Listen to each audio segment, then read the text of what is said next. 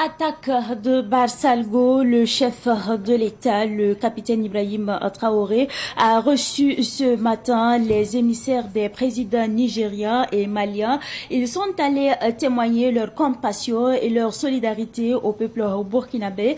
Le colonel Abdoulaye Maïga, ministre d'État du Mali, dit être convaincu que les attaques contre les populations civiles ne pourront pas entamer le moral des chefs d'État de l'AES. Élément à suivre dans ce journal. Et puis, la congrégation des filles de Notre-Dame du Sacré-Cœur célèbre 150 ans de service et de foi. La célébration s'est tenue à la paroisse Sainte-Trinité de Zaktouli à Ouagadougou en présence de plusieurs fidèles chrétiens. Une célébration eucharistique qui a été présidée par l'évêque de Diebougou, Monseigneur Raphaël Koussieli Dabiré. La célébration à suivre dans ce journal. Mesdames et messieurs, bonsoir et bienvenue à ce rendez-vous consacré à l'actualité sur Savan TV. Le président du Faso, le capitaine Ibrahim Traoré, a reçu ce matin des émissaires du président du Niger, général Abdourahmane Tiani, et du président du Mali, colonel Assimi Goïta, en tant que président en exercice de la Confédération Alliance des États du Sahel AES, conduite par le colonel Abdoulaye Maïga, ministre d'État malien, et le général Mohamed Toumba, ministre d'État, ministre de l'Intérieur du Niger. La délégation a exprimé sa solidarité des peuples, la solidarité des peuples de l'AES au Burkina Faso suite à l'attaque terroriste du 24 août 2024 à Barsalgo. Écoutons donc le colonel Abdoulaye Maïga, ministre d'État malien.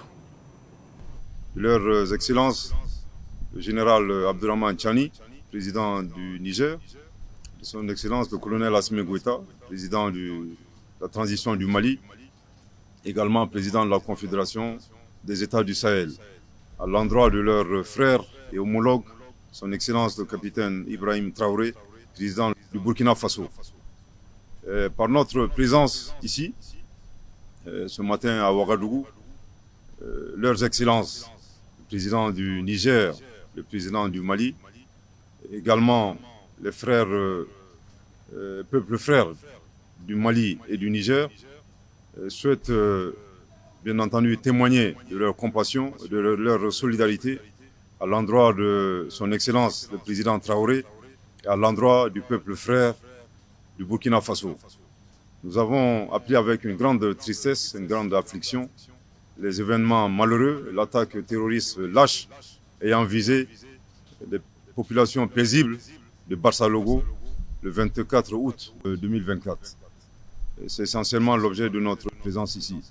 Évidemment, les chefs d'État qui nous ont mis en mission ont présenté leurs condoléances les plus sincères à l'endroit de leur frère homologue, son Excellence le capitaine Traoré. Également pris, bien entendu, pour le repos de l'âme des victimes, tout en souhaitant un prompt rétablissement aux blessés. Au-delà de cet événement, il est important de rappeler qu'il n'y a pas que le Burkina Faso qui est éploré, c'est toute la confédération des États du Sahel aujourd'hui qui est endeuillée et qui est éplorée. À cela s'ajoute, bien entendu, comme message d'espoir et également un message de détermination. Cette attaque lâche de Barsalgo ne saurait en aucun cas entamer le moral et la détermination. L'éradication totale du terrorisme de la Confédération des États du Sahel est un objectif qui sera atteint très bientôt. L'association African Initiative, en collaboration avec la coalition Burkina-Russie et le réseau des jeunes, a organisé une mobilisation citoyenne à l'hippodrome de Nossé à Ouagadougou. Les membres de ces organisations sont sortis pour manifester contre le rejet de l'impérialisme et renforcer la solidarité avec la population de Barsalgo dans le centre-nord, victime de l'attaque le samedi 24 août dernier. C'est un reportage signé Sidiki Kapli.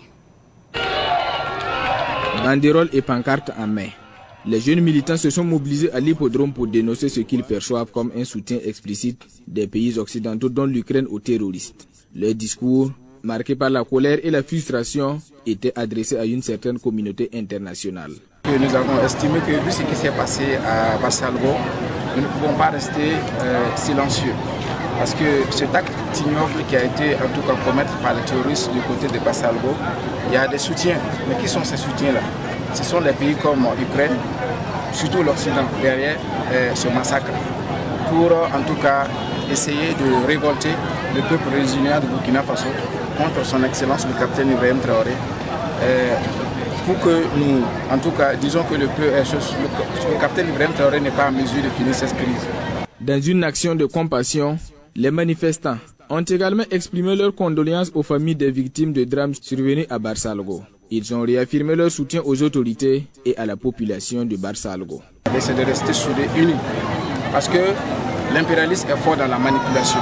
Surtout la France, avec ses corrélats, sont forts en manipulation. Parce qu'ils se disent que notre pays les appartient, nos ressources les appartiennent, donc il faut nous maintenir en esclavage, il faut nous tuer, même s'il faut nous éliminer pour avoir nos terres, ils le feront. Donc nous sommes en plein 21e siècle, nous ne pouvons plus se permettre que cela se passe encore. Nous leur demandons de rester résilients, de rester mobilisés, de rester déterminés. Enfin, les manifestants ont profité de cette occasion pour adresser une demande directe aux autorités, rétablir la peine de mort. En outre, ils ont lancé un avertissement à ceux qui de l'intérieur ou de l'extérieur du pays tenteraient de perturber la dynamique de la transition en cours. Dans l'actualité de ce 2 septembre 2024, nous parlons également du mouvement Le Faso Ma Patrie et l'association Bassemiam pour le Faso des chefs coutumiers qui ont décidé donc de lancer l'initiative citoyenne de consolidation de paix dénommée Burkin Selbal Bara. C'est une initiative pour accompagner les autorités de la transition dans la recherche et la consolidation de la paix au Burkina. L'initiative a été donc lancée le week-end dernier à Ouagadougou en présence de notre reporter. Il s'agit là de Issa Oumaratié. Dans l'accomplissement de ces missions de reconquête du territoire, de rétablissement de la souveraineté nationale et de la consolidation de la paix, le capitaine Ibrahim Traoré peut compter sur une sorte d'armée discrète composée essentiellement de chefs coutumiers et traditionnels et de militants d'organisations de la société civile. L'association Bassemiam pour le Faso, un regroupement de chefs coutumiers et le mouvement Le Faso Ma Patrie mettent en synchronisation leur idéologie et lancent une initiative appelée Burkina Selbal Bara en Fulfulde et en Djoula, paix et travail. L'initiative, selon les deux organisations, vise à consolider la paix. L'initiative est patriotique et citoyenne. C'est une initiative qui doit réunir les chefs coutumiers pour que, à partir de ce moment, vous n'allez plus voir que les chefs coutumiers sont dans les cérémonies et ils ne font pas des actes palpables. À partir de ce moment, les chefs coutumiers vont s'engager pour être à l'avant-garde de cette lutte contre le terrorisme, pour appuyer le gouvernement et le président du Faso pour que nous puissions consolider la paix en marche. Et les chefs coutumiers, à partir dans cette initiative, doivent commencer à lever la voix, à parler contre les valeurs locaux, à soutenir les initiatives du président du Faso et aussi sensibiliser la jeunesse, sensibiliser les femmes et tout le peuple burkinabé. Tous les participants à cette rencontre reconnaissent au capitaine Ibrahim Traoré son sens élevé de patriotisme et sa volonté ferme de combattre le terrorisme pour un Burkina en paix. Et l'initiative de consolidation de la paix a été saluée par les autorités présentes à cette cérémonie. Les membres de l'initiative de consolidation de la paix envisagent dans les jours à venir une tournée auprès des grandes chefferies du pays. SND, on en parle également dans l'actualité de ce soir. La troisième étape des sessions de formation civique et patriotique au profit de 700 jeunes volontaires de la 81e promotion du Service national pour le développement SND a été officiellement lancée ce matin au Palais de la Jeunesse et de la Culture Jean-Pierre Guengane. Écoutons donc Mathieu Benao, intendant, colonel-major, directeur général du SND. Il s'exprime au micro de notre reporter Bakisba Mariama Ouitraogo. L'impact recherché, c'est d'amener donc les jeunes à prendre conscience du rôle qu'ils devront jouer pendant un an. Vous avez suivi la LGR qui demandait que les jeunes puissent être assidus, qu'ils soient disponibles, qu'ils soient à l'écoute donc des partenaires de l'administration et surtout, j'ajouterai qu'ils puissent être de loyaux serviteurs de l'État. Après la formation, ils vont donc être déployés à partir du 1er octobre. Le 1er octobre, chacun d'eux. À l'issue de la formation au niveau de chaque région, chaque jeune va recevoir son affectation et à partir donc du 1er octobre, ils vont rejoindre les différentes administrations au profit desquelles ils sont mis à disposition. Et nous comptons également sur la disponibilité des services d'accueil pour nous aider à accompagner les jeunes. Vous savez très bien que les jeunes perçoivent un pécule de 40 000. Comme on le dit habituellement chez nous, c'est bon mais ce n'est pas arrivé. Donc nous demandons aux administrations qui peuvent les accompagner à rendre de meilleurs services de le faire. Il ne faut pas vouloir traiter l'appelé comme on traite son collègue fonctionnaire. Ne lui demandez pas tout s'il n'en a pas les moyens. Ne demandez pas à un appelé d'aller chercher du courrier si vous ne lui donnez pas les moyens d'aller chercher le courrier. Il ne le fera pas à pied. Il faut que vous l'aidez à accomplir la mission et que les missions puissent être réalistes et réalisables pour les appelés. Et nous parlons cette fois-ci geste de solidarité avec l'association La Famille Burkintenga qui a décidé donc de voler au secours des déplacés internes de Polesgo dans l'arrondissement 4 de la ville de Ouagadougou. Elle a remis au chef de Polesgo des vivres et des non-vivres d'une valeur de plus de 300 000 francs CFA pour les déplacés internes. C'était donc le dimanche dernier en présence de notre reporter Fatih Sankara. En remettant ses vivres et ses non-vivres au Polus Gnaba Kulira, les membres de l'association Famille Burkintenga se montrent solidaires des déplacés internes. Des déplacés internes qui ont été accueillis par le chef de Polusgo. Pas moins de 1000 sont dans un besoin pressant. Nous sommes là aujourd'hui pour leur faire un don, parce que nous sommes une famille, nous sommes des mères, nous sommes des pères. À ce moment, ils n'ont pas de quoi s'alimenter. Mais actuellement, c'est avec le chef de Kosovo qu'ils vivent. Et donc, nous sommes là pour les soutenir. Il y a du riz, de la pomme de terre, et il y a du savon également. Et aussi des vêtements. En plus des déplacés internes, ce don vient soulager le chef de Polusgo. C'est un don qui vient à point nommé en cette période de soudure et qui sera reparti équitablement. Nous accueillons beaucoup de déplacés internes. Et le chef de Polusgo aussi en a déjà fait des gestes. On a même organisé une cérémonie de remise de dons au PDI. Et cette remise vient encore soulager les déplacés internes parce qu'ils sont très nombreux à Polusgo ici. Donc nous disons merci à l'association Burkintenga pour vraiment son initiative. Une initiative que nous saluons à sa juste valeur. Ce don aux déplacés internes de Polusgo est issu des cotisations des membres de la famille Burkintenga et du soutien du parrain Salif Sodré. L'éducation est également au menu de l'actualité de ce soir. Des actrices du monde éducatif étaient donc réunies à Ouagadougou au forum du réseau des enseignantes de l'Afrique de l'Ouest en abrégé. RIAO, cette deuxième édition était placée sous le thème résilience du système éducatif avec le RIAO, réussir au-delà de la terreur. Pendant donc 6 jours, les les enseignantes du dit réseau ont échangé sur comment améliorer l'éducation en Afrique de l'Ouest. Retour justement sur la cérémonie de clôture qui s'est tenue donc le week-end dernier avec Pakisba Madiam Ouetraogo. Les membres du réseau des enseignantes de l'Afrique de l'Ouest, REAO, ont échangé pendant 6 jours à travers des panels et des formations. Le leadership, les plaidoyers, le genre, la gestion du stress, le cancer sont quelques thèmes qui ont été abordés. Nous avons désormais une vision claire, nous avons désormais des objectifs clairs, nous avons désormais des textes clairs et maintenant nous avons un programme bien défini.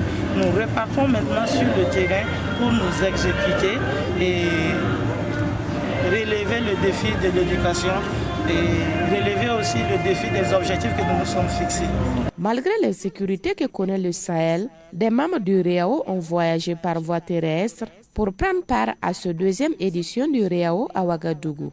Quand on regarde le Niger qui a fait 4 jours par la voie terrestre, mais c'est déjà une forme de résilience. Elles savent ce qui les attend. Elles ont entendu ce qu'on a dit de notre pays. Elles étaient nombreuses.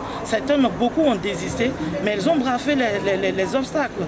Mais elles ont tenu à venir. C'est déjà une forme de résilience, de bravoure et d'engagement et de détermination. Ramatou Sissoko est une participante membre de la délégation malienne. Elle est chargée de la formation et de la mobilisation au sein du REAO. À chaque fois qu'on fuit devant un danger, c'est le danger qui va vous gagner. Parce que vous allez être toujours perdant. Mais à chaque fois qu'on y fait face, alors on peut aller au-delà. Voilà pourquoi on dit résilience dans le système éducatif avec les REAO, au-delà de la terreur. Chez nous déjà, on vit dans la terreur. Mais est-ce que c'est une fin à soi? Est-ce qu'on doit se laisser faire? Est-ce qu'on doit abandonner tout parce qu'on est dans la terreur? Non, je ne crois pas. Il faut braver, il faut travailler, il faut contrer cette terreur jusqu'à ce que la terreur elle-même sent qu'il n'y a plus de terreur qu'elle. C'est en ce moment que la terreur va commencer à être bannie de ton vocabulaire.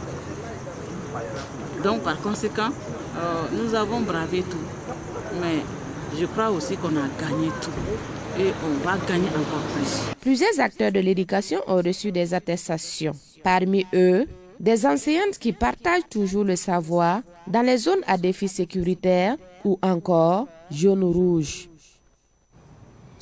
L'association Éduquer pour développer éveil de conscience Burkina Afrique en abrégé EDEC fait de la promotion du vrai Faso d'Anfani son cheval de bataille.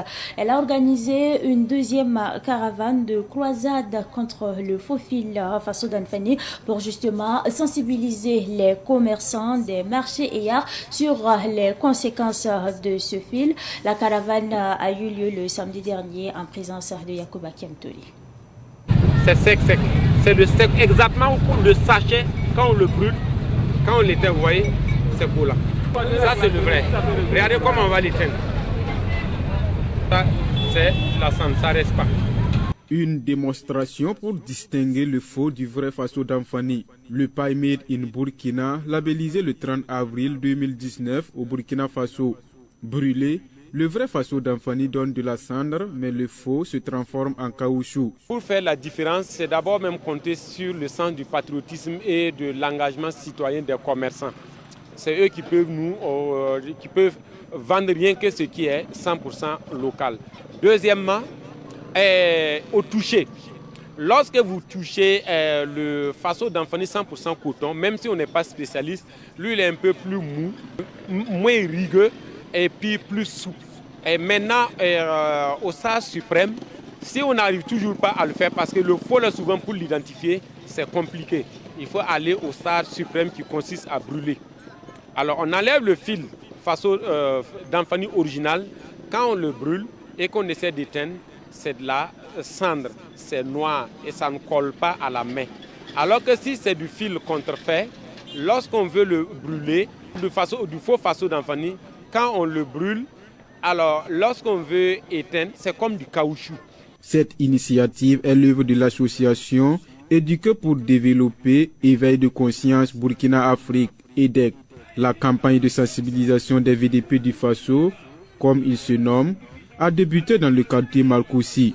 Elle s'est poursuivie au rond-point de Tampouy pour expliquer aux consommateurs l'importance du vrai Faso d'Anfani. Après Tampouy, la caravane de croisade contre le faux fil Faso d'Anfani a déferlé au marché du 10 ou 10 Yard, puis au marché Sankariar. Là, elle a sensibilisé les commerçants. Abdoulaye Kwanda et son équipe appellent au patriotisme commercial.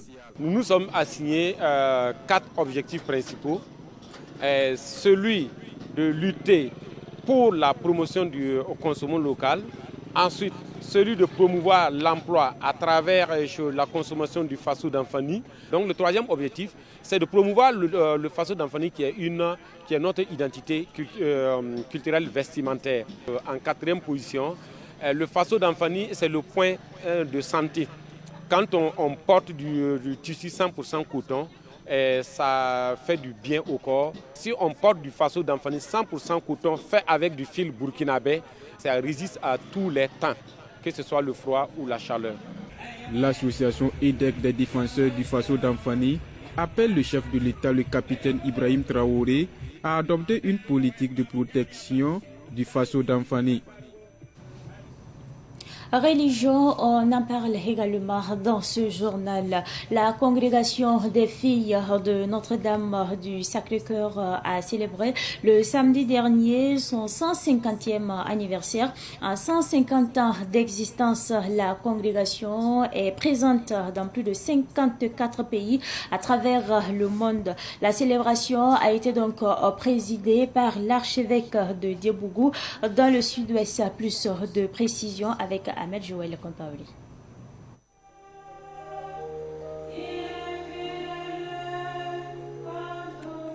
« 1874-2024, cela fait maintenant 150 ans que la congrégation des filles de Notre-Dame du Sacré-Cœur a vu le jour au sein de l'Église catholique. Cette célébration marque aussi le 10e anniversaire de l'union de la congrégation en Afrique en une seule province, la province d'Afrique. On a commencé par la prière du jubilé.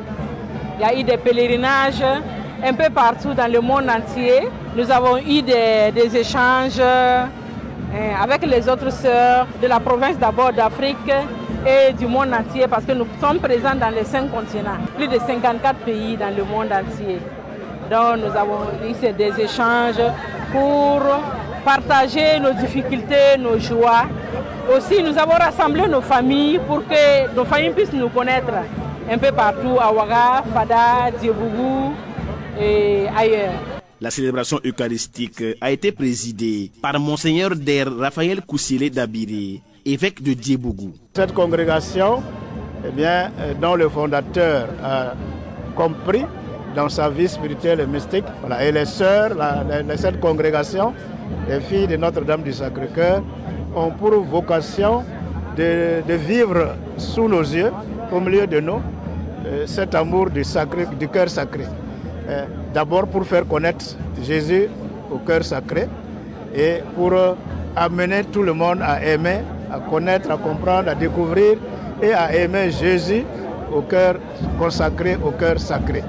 Au cours de la célébration, 2 sœurs de la congrégation ont prononcé leurs vœux perpétuels. Je rends grâce à Dieu de m'avoir choisi.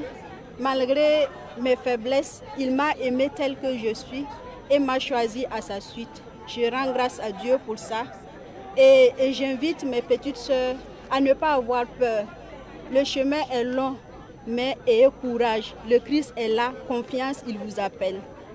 La congrégation des filles de Notre-Dame du Sacré-Cœur est fondée depuis 1874 en France par le père Jules Chevalier. Elle a pour devise et mission « Aimer soit partout le Sacré-Cœur de Jésus ».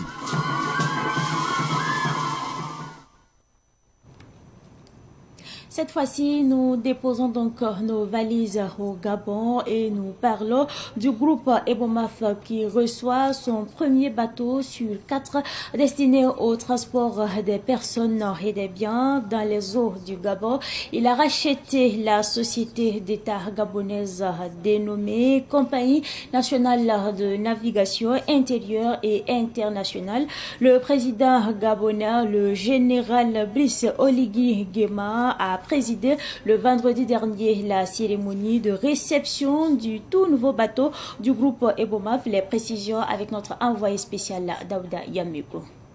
Nous sommes à Libreville au Gabon, l'un des pays d'Afrique centrale les plus riches en ressources naturelles grâce à son pétrole, son bois et son manganèse. Ce 5e pays producteur de pétrole d'Afrique est aussi en bordure de mer avec une façade maritime sur l'océan Atlantique. Les grands projets d'infrastructure de ses dirigeants tiennent compte de ses atouts naturels. Ils se déclinent en projets de bitumage et de reprofilage de routes, projets de développement du transport maritime des personnes et des biens, projets de densification de la pêche et des activités connexes. Pour tous ces projets, le partenaire sûr de la République gabonaise est désormais le groupe Ebomaf. Après le début de la livraison d'engins lourds destinés aux grands travaux d'infrastructures routières, l'entreprise Bonkungu Mahamoudou et Fils concrétise la concession de la Compagnie nationale de navigation intérieure et internationale C2N2I obtenue auprès de l'État gabonais à travers l'acquisition de 4 nouveaux bateaux. 2 sont déjà là et un présenté aux officiels gabonais. Le chef de l'État, le président de la transition générale Brice Clotaire Oligui Nguema, a fait le déplacement à ce jour qui coïncide avec le premier anniversaire de sa prise de pouvoir, le 30 août 2023.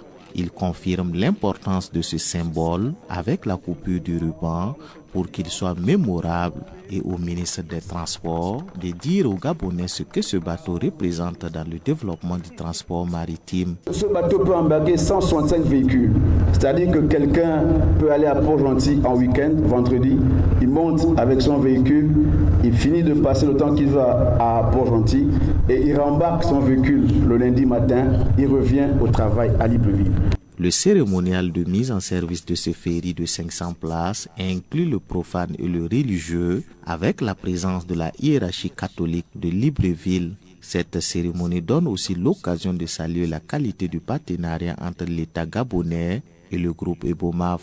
Je félicite l'État gabonais, je félicite particulièrement le ministre des Transports qui, durant tout le parcours, nous a accompagnés par son expérience technique et l'expérience technique de son personnel. Notamment le contre-amiral DG de C2N2I, ils nous ont toujours accompagnés et je suis très reconnaissant envers leur assistance technique qui a permis aujourd'hui d'avoir les bateaux ici à Libreville. Je dois d'abord saluer la patience de M. Bonkungu parce que ce n'est pas toujours évident d'arriver dans un état en pleine transition et de faire confiance aux autorités.